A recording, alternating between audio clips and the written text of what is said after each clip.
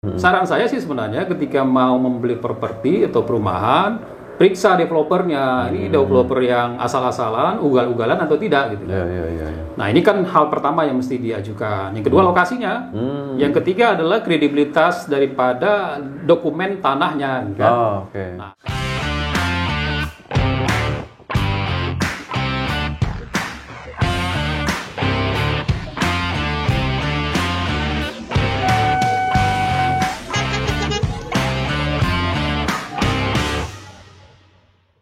Assalamualaikum warahmatullahi wabarakatuh. Bertemu kembali dengan saya Ahmad Sofyan dalam Law and Justice Channel. Sahabat hukum pidana, ya, di beberapa video saya itu banyak sekali pertanyaan-pertanyaan yang terkait dengan perumahan, pertanahan. Karena keahlian saya tidak sampai ke bidang itu, karena itu bidangnya sangat perdata atau administrasi, saya tidak bisa menjawabnya. Karena itu pada hari ini saya sudah menghadirkan ahlinya, yaitu Bapak Muhammad Joni SHMH. Beliau sudah menulis buku ini loh, ayat-ayat perumahan, ya, rakyat. Sahabat-sahabat perlu membaca ini hingga tuntas, karena di sini diselesaikan berbagai persoalan-persoalan perumahan, ya. Di mana mendapatkan bukunya silakan searching nanti di Google, nanti bisa kontak langsung kepada narasumber saya, Bang Joni. Jadi Bang Joni ini adalah seorang advokat, banyak menanganin kasus-kasus perumahan, dan beliau juga malang melintang dalam artikel-artikel, tulisan-tulisan, kajian-kajian terkait dengan perumahan. Bang, ini kan di channel Ahmad Sofyan ini banyak sekali pertanyaan, dan saya tentu tidak bisa menjawab. Kira-kira Abang bersedia nggak menjawab pertanyaan-pertanyaan dari viewer channel ini? ya tentulah. Untuk pertanyaan-pertanyaan yang tipis-tipis yang bisa kita jawab, kita jawab. Tentu kalau untuk Pak Ahmad Sofyan, apalagi yang bisa kita berikan kecuali yang terbaik. Walaupun ya bentar lagi kita ngopi kan, tentu kita bisa jawab lebih tuntas lagi kan.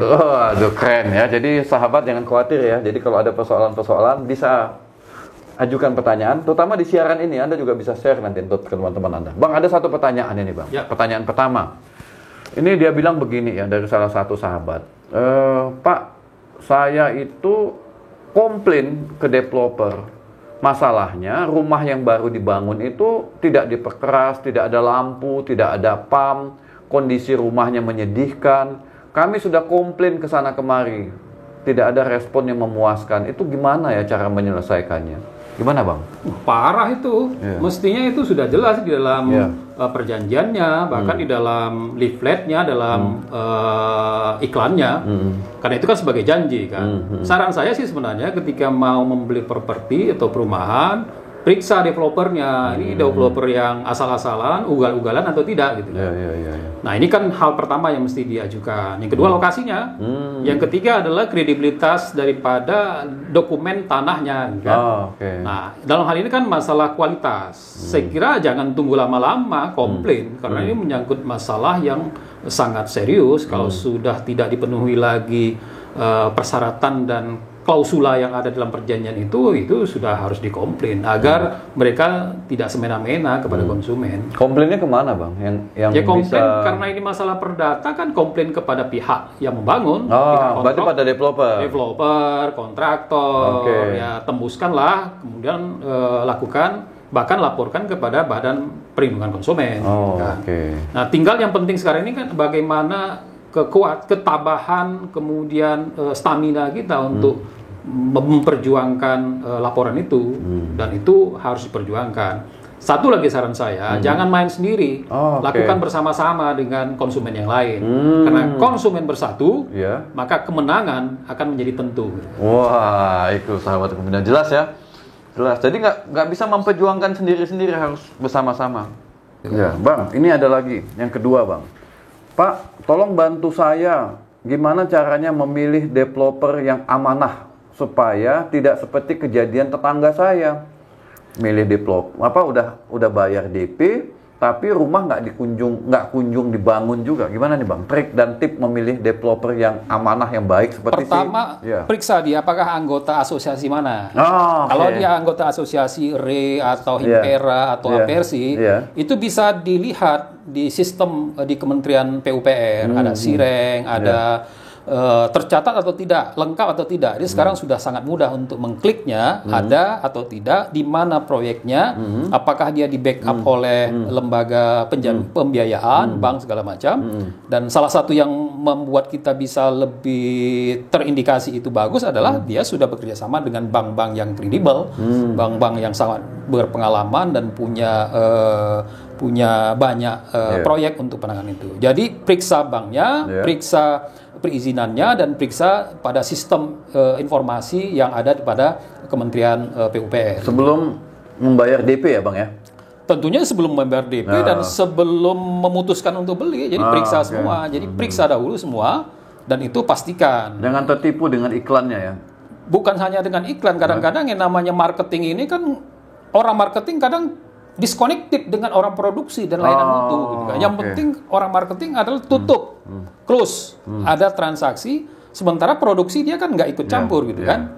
Nah ini yang karena yang namanya properti atau perumahan ini kan kompleks, dari gambar menjadi nyata, itu kan banyak sekali variabel yang harus kita jaga, kita pastikan dia terlaksana atau tidak gitu kan. Ya, ini juga ada pengalaman sahabat hukum pidana Bang. Jadi dia mengajukan KPR ya pada PT Levindo Sukses Mandiri di Medan Bang, di kampung kita nih Bang ya.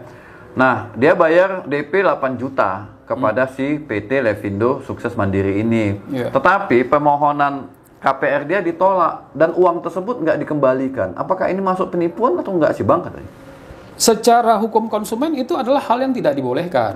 Karena kalau ada pembayaran, itu mesti ada yang diperoleh atau diterimanya. Bahkan termasuk juga perjanjian standar, itu tidak boleh mengambil hak yang tanpa ada underlayingnya. Jadi kalau tidak lolos di KPR, misalnya tidak lolos dari BI checking, ya berarti kan nggak jadi yang namanya transaksi itu. Jadi DP harus dikembalikan? DP harus dikembalikan. Karena tidak ada underlayingnya mereka untuk mengambil DP itu.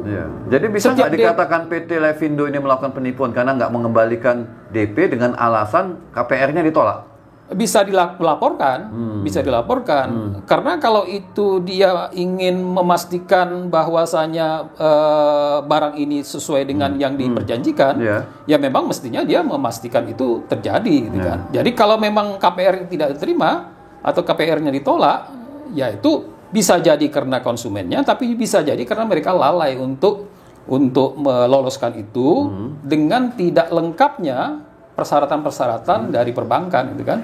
Nah, dia lanjut lagi nih Bang. Dia katanya udah lapor ke BPSK, tapi BPSK tidak menuntaskan masalah ini. Gimana tuh Bang? BPSK maksudnya Badan Perlindungan Saksi dan Korban. Badan Perlindungan Konsumen. Mungkin Badan Perlindungan Konsumen. Ya, Badan Perlindungan Konsumen. Kelemahan Badan Perlindungan Konsumen ini seakan-akan menjadi tukang catatan aja gitu. Mestinya dia langsung case by case menangani ini gitu. Jadi hemat saya somasi aja. Somasi aja, minta pertanggungjawaban dan renegosiasi supaya ini bisa dipastikan haknya terpenuhi gitu kan. Oke Bang, ini ada satu lagi nih, tapi ini soal tanah ya. Jadi dia memiliki tanah ya, ahli waris.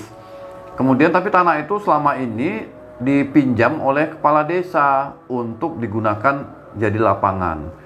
Pada tahun 2019 muncul sertifikat atas tanah ahli waris dan kepala desa tidak memberikan tanah tersebut kepada ahli waris walaupun sudah ada sertifikat di atasnya dengan alasan karena di atas tanah lapangan itu sudah dibangun beberapa fasilitas dengan menggunakan anggaran desa. Menurut pandangan Abang gimana nih Bang kasus ini? Itu kan dua hal. Hal pertama adalah hak atas tanah. Siapa yang punya hak atas tanah, dia punya hak atas objek tanah itu dan berlaku azas pemisahan horizontal. Kalau ada bangunan ini soal yang lain. Bahkan yang membangun di atas tanah orang lain itu kan juga ada aspek hukum yang lain. Bahkan aspek hukum pidana. Nggak boleh dong orang membangun di atas tanah orang lain tanpa izin. Jadi hemat saya kalau memang itu ada alas haknya dan sertifikatnya atas nama pemilik tanah yang semula, itu tetap haknya. Kan berlaku hukum kekebalan hak. setiap hak tidak boleh dihilangkan, dan kalau dihilangkan harus dipertahankan, dioptimalkan supaya itu tetap ada. Kalau soal bangunan, ya itu kan bangunan boleh aja diangkat. Jadi, dan membangun di atas tanah milik orang lain itu kan adalah kesalahan. Jadi kepala desa bisa digugat oleh ahli waris? Bukan cuma digugat, tetapi menggunakan tanah orang lain untuk membangun tanpa izin. Gitu kan? Administrasi bisa masuk, perdata juga, pidana juga sangat mungkin. Kan? Oke Bang, ini yang terakhir. Ya, terakhir itu begini, di atas tanah kami terjadi abrasi, dengan alasan itu pemerintah daerah memindahkan kami ke satu tempat. Pada tahun 2012, ya, kepala desa yang menjabat itu membuat sertifikat di atas tanah tersebut yang dimana kami dipindahkan atas nama anak kandungnya. Kemudian juga dibangun masjid di tanah-tanah yang dulu kami tempatin. Apa langkah hukum yang harus kami lakukan terhadap situasi ini?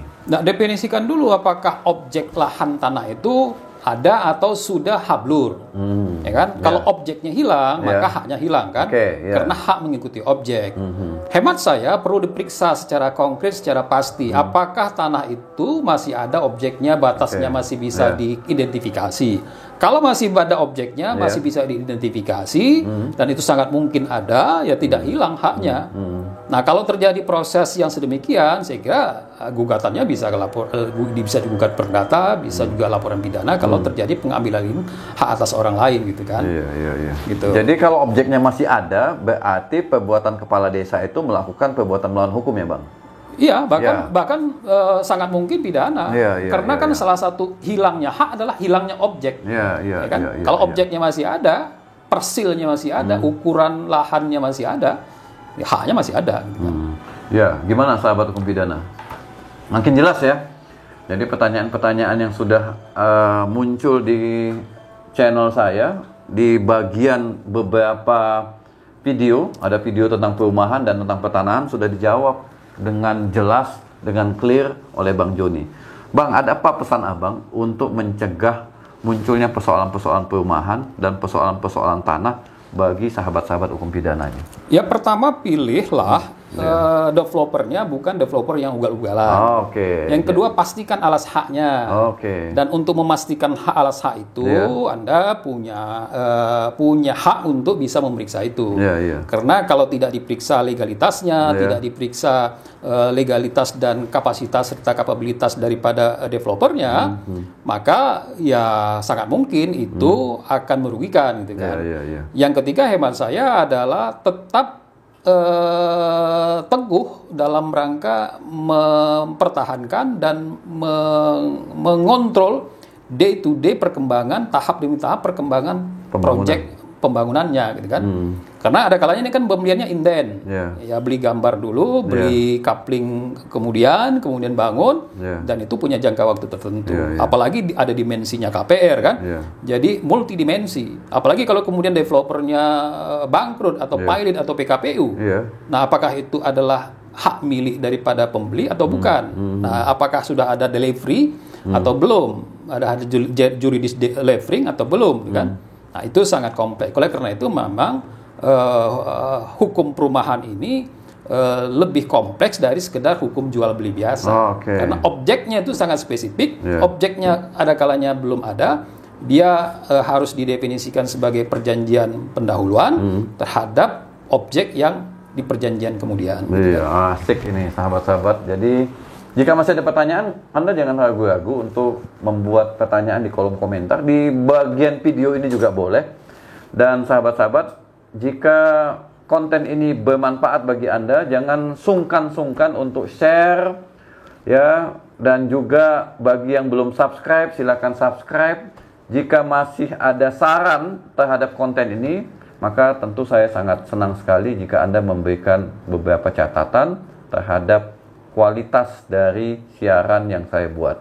Demikian sahabat-sahabat hukum pidana, terima kasih Bang Joni sudah membantu sahabat hukum pidana saya. Untuk sahabat hukum pidana dan untuk konsumen properti di Indonesia, kita siap untuk membantu. Baik sahabat hukum pidana, sampai ketemu kembali dan salam hukum pidana. Salam.